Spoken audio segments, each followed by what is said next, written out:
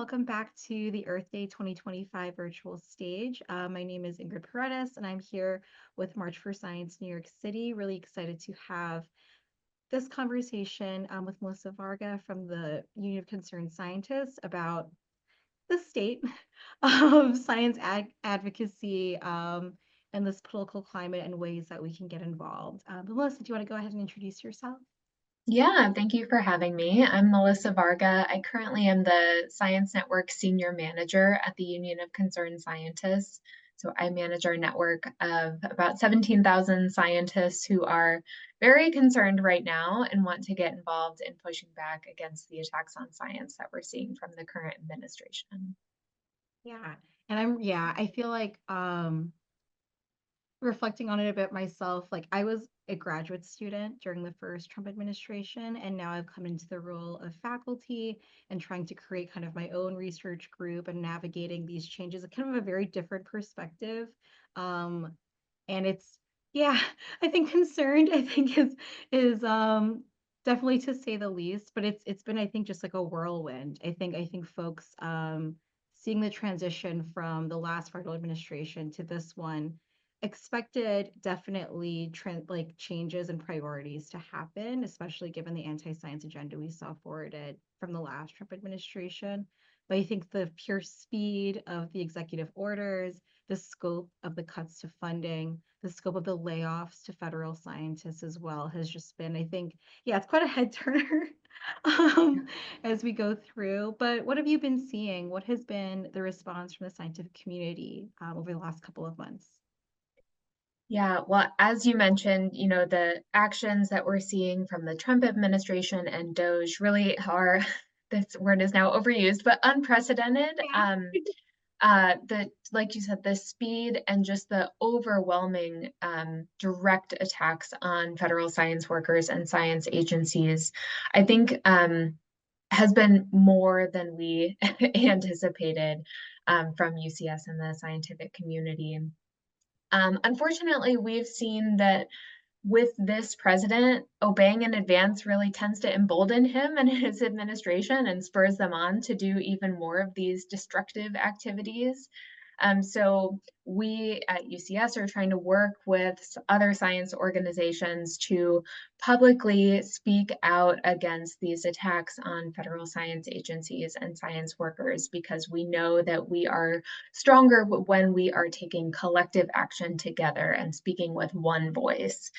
So one thing that we have done with other scientific societies is that UCS has organized a letter to Congress. We have 55 scientific societies who have signed on, representing more than 100,000 scientists around the country and around the world, demanding that Congress protect federally funded scientific research and federal scientists.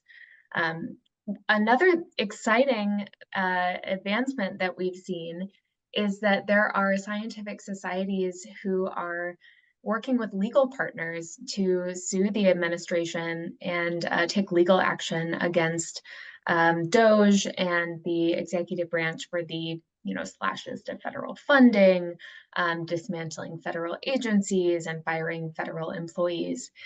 And that's a pretty big deal. Like, Yeah. scientific societies are not usually going around suing the federal government. So that just speaks to really how bad things are, that organizations like the American Geophysical Union, like the American Public Health Association, also UCS, is suing to try to pursue every avenue available to do what we can to protect critical science infrastructure in the federal government.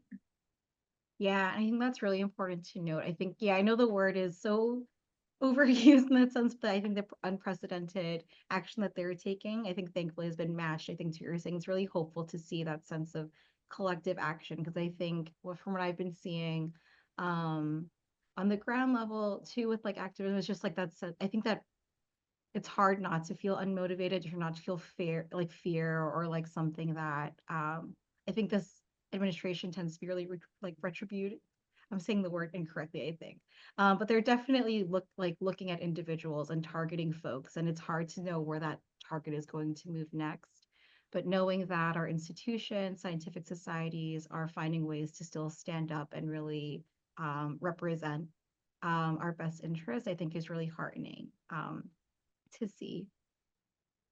Yeah, Yeah. absolutely. We need leaders in the scientific space to stand up, and I would invite more scientific organizations, to join us and to stand up for their members who are feeling, like you said, really threatened, and that they maybe can't stand up and speak out as individuals. And that's why we really need our institutions to go to bat for the federal workers who are at risk. For sure. And what can folks do who are maybe out of STEM but want to advocate and stand up for maybe what's going on in their communities, or are looking at this and realizing the importance of scientific funding? How can folks get involved? Yeah, there there are many ways to get involved. I invite folks to join the Union of Concerned Scientists if they are interested. We're looking for science supporters as well as scientists to get involved in our efforts.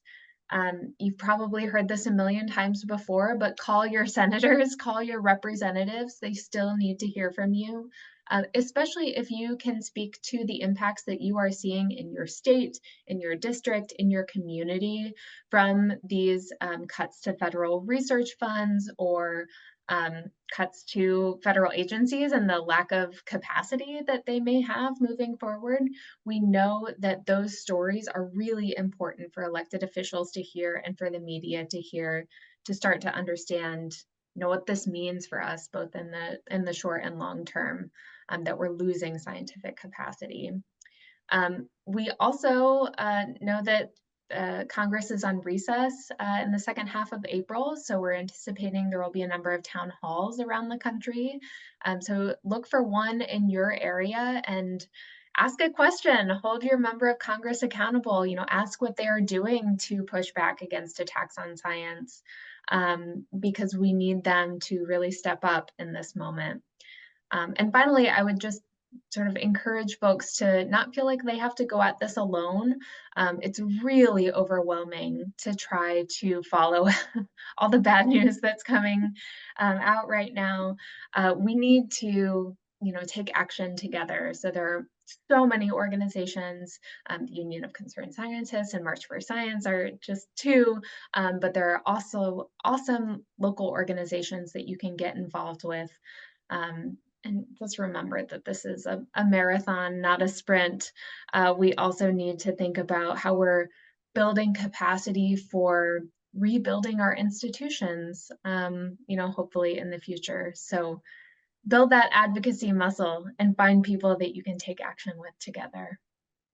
Awesome. Thanks so much, Melissa. I feel like that's hopeful even for me. I feel like in this moment. Um, Great. Is there anything else you'd like to share with folks today? Um, I feel like, taking action together is maybe the best note to end on, but I'll just re-emphasize that I want to recognize things are really hard for federal science workers right now, federal workers, university researchers, and early career scientists who are uncertain about what all of this means for their work, their future career, and prospects. So I really sympathize and empathize with what folks are going through and encourage them to find ways to be in community and solidarity because the public generally has their back. And we have some great resources on the Union of Concerned Scientists website for folks who are looking for guidance, for legal support, for ways they can still get involved even as a federal worker if they're still employed. So I hope they can, hold on to hope because we have their backs.